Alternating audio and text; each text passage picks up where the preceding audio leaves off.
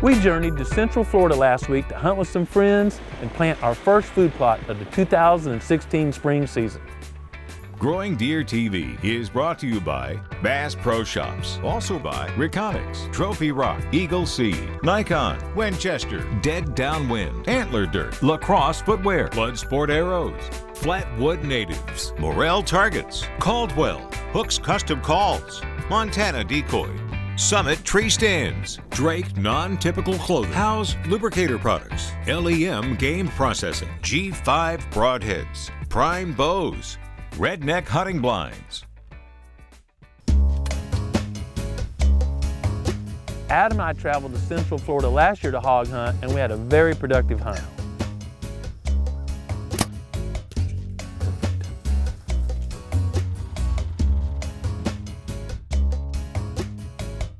Like last year, Adam and I started out in a hay bale blind placed in an opening among some live oaks and palmettos. Hogs will frequently use large stands of palmettos as bedding areas during the daytime. Hogs are considered a pest species in Florida, and an effective way to hunt them is by placing bait such as corn in openings near these large palmetto stands. The sun wasn't far above the horizon during our first hunt when a medium-sized boar approached our setup. Since only one hog came in and the light was still somewhat limiting the film, Adam and I decided to wait to see if other hogs would join him. I prefer to harvest sows, as they're the reproductive unit of a hog population. However, in truth, this was a meat hunt, as trapping is a much more effective way to reduce hog populations. We watched this boar for several minutes, but during that time, we didn't see or hear any other hogs, so I decided to prepare for the shot. Just getting light in South Florida. We've already got a boar out in front of us and can hear a turkey gobbling off to our side. I love hunting in South Florida.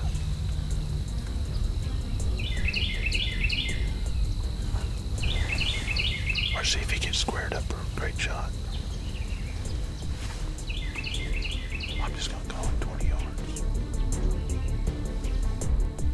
In addition to the hide and the bones being tougher than the average deer, hogs roll in mud, and that mud cakes in their hair and makes it even more difficult for a broadhead to penetrate. When I came to full draw and settled the pin, the hog was still quartering away, so I took the shot.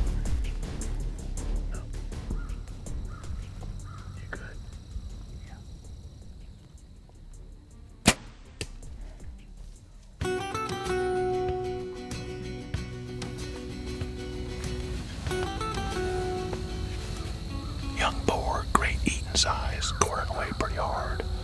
And usually I zip right through, so I think we hit the off shoulder, which would mean we took out the lungs. We thought we saw the lighted knock tumble out there, but we're gonna wait here.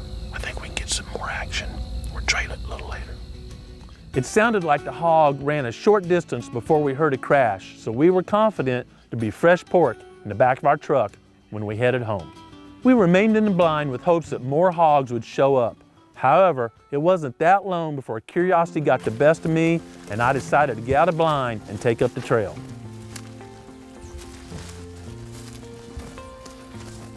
He was right in here this morning, about 22 yards, and ran right through that gap, so should be pretty easy to find. Well, this is super easy.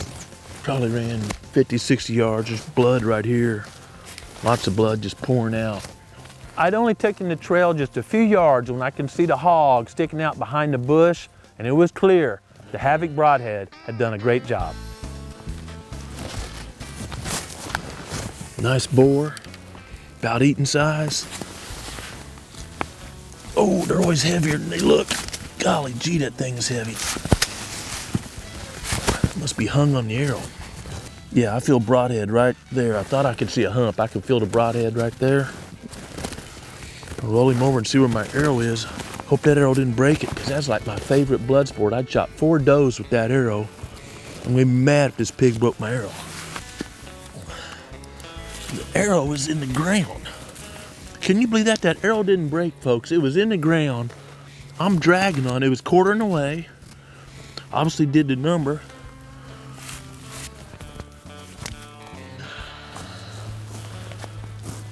That's the power of a blood sport arrow there. Can you believe that? The arrow did not break. I'm dragging the pig backwards in the ground. I have to pull it out, clean it up, put a new broadhead on it, shoot a pig this afternoon. Can you believe that didn't break?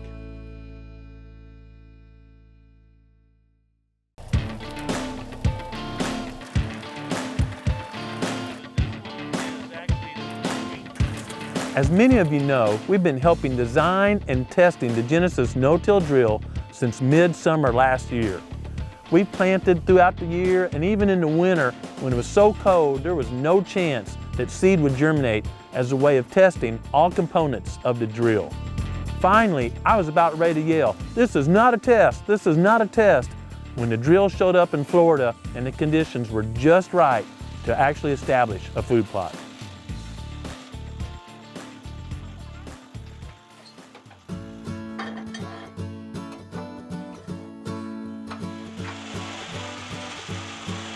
One of the most important processes of using a no-till drill to plant a plot is calibrating it to plant the right amount of seed.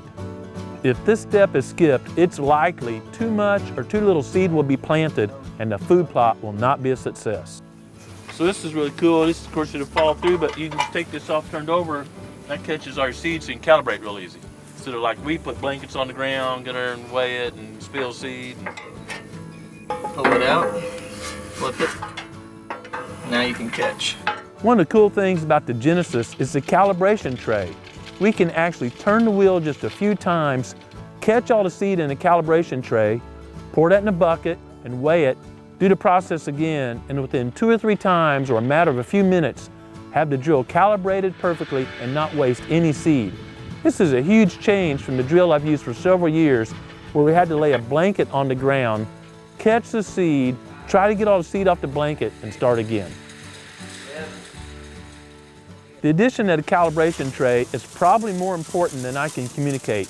We can literally calibrate in the field no matter what the conditions are and have an accurate result without wasting any seed in a timely manner. Adam and I are in South Florida once again. You might recall last year we came down and helped establish a tree plot and did some great hog hunting.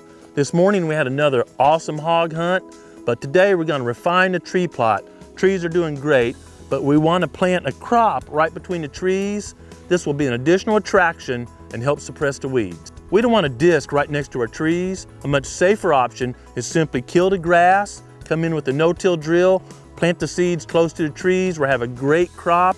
That also leaves the sod right in place, which will help preserve moisture.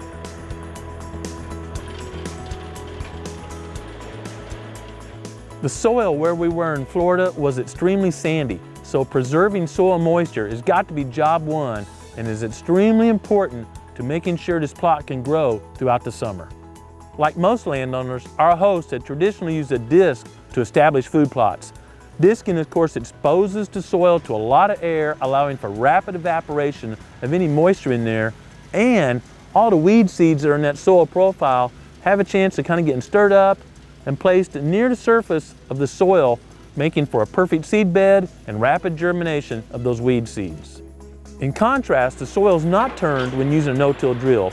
Only a little narrow slot is made for the seed to be dropped in at the perfect depth. This does a great job of preserving soil moisture, and it doesn't bring any additional weed seeds to the surface and encourage their germination. The drill goes through with the opening coulter or disc, making a slot and cutting any duff out of the way.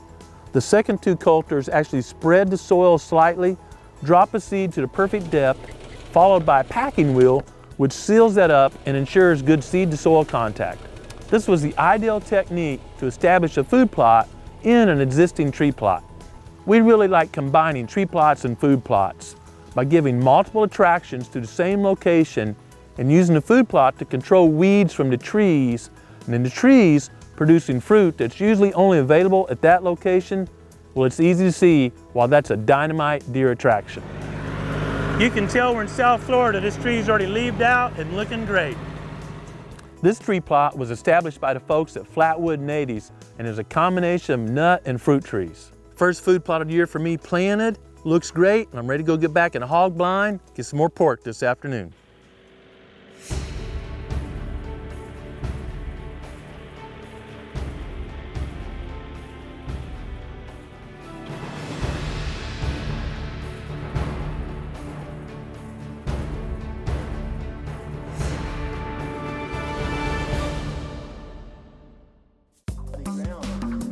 We frequently designed a combination of tree plot and food plots on our clients' land throughout the Whitetails Range. I don't know of any way to put more attractants and make an acre more productive. One of the most important steps to maintaining young trees is pruning. The first thing we want to do here this morning, Grant, is remove some dead wood. If you find any dead wood on the tree or diseased wood, get it pruned off, remove it from the site to prevent contamination. You want to make sure you have sharp pruners. You want to make a good flush cut where the limb comes off the tree. So step one, we want to remove any dead or diseased limbs, put them on the ground, but before we leave, take them off the site. Correct.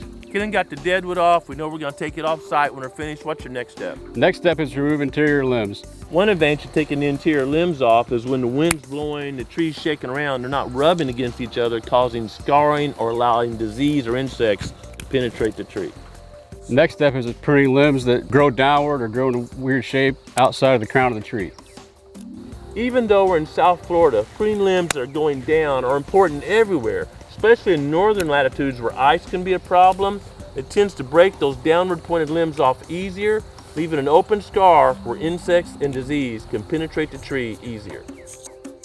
Keelan, it may seem with all the limbs removed, this tree might produce less fruit, but that's not the case, is it? That's not the case. Actually, we get better airflow, more sunshine, everything's healthier, so the remaining limbs in the right form, being healthier, produce more fruit than a tree that hasn't been pruned.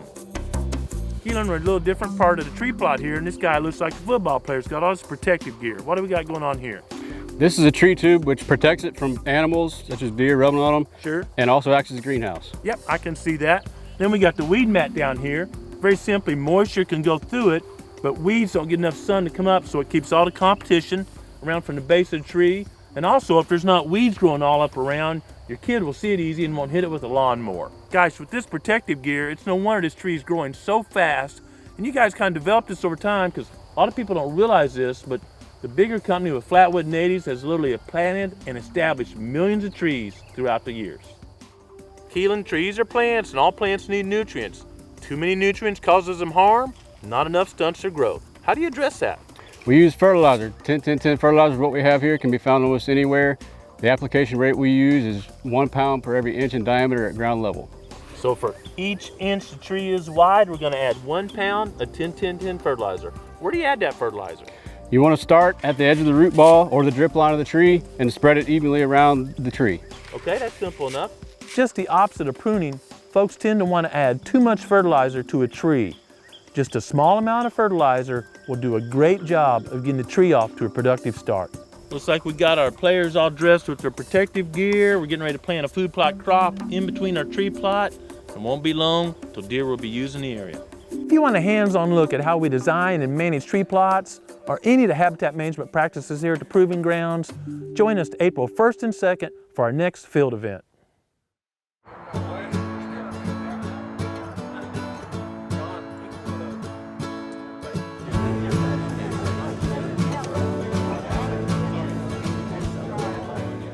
While on our way to Florida, Adam and I had the pleasure of stopping by First Emmanuel Church in Little Rock, Arkansas.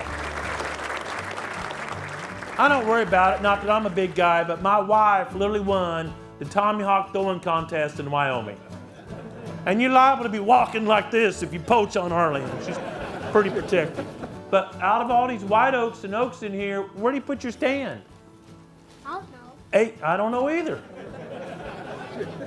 Acorns taste about the same. It's tough to pattern deer in cover like this. And I know some of y'all come up and said you watch a little show. I just tell you, you know, I had kind of a tough fall. My dad was going through cancer. He's 85. My best friend was my best man in my marriage. Just, you know, been a strong figure in my life. And I just want to share with those people that have been following along. But about a week and a half, 2 weeks ago, I took my dad back to the Mayo Clinic and he had a PET scan. And praise God, he was cancer-free. So I really appreciate the prayers. This is a huge praise, and I can't wait to have my dad out turkey hunting here in a month or so. In a couple of months, we will return to the Mayo and have another scan to ensure cancer isn't popping up. I hope y'all sincerely continue to pray for my dad, and I really, really appreciate those of you that have been praying. Clearly, I've got a huge praise to share. Cancer impacts everyone, either directly or a member of their family. But But even with cancer, even in those tough times, it's always important to slow down and enjoy creation, and even more important each day to listen to what the Creator is saying to you. Thanks for watching Growing Deer.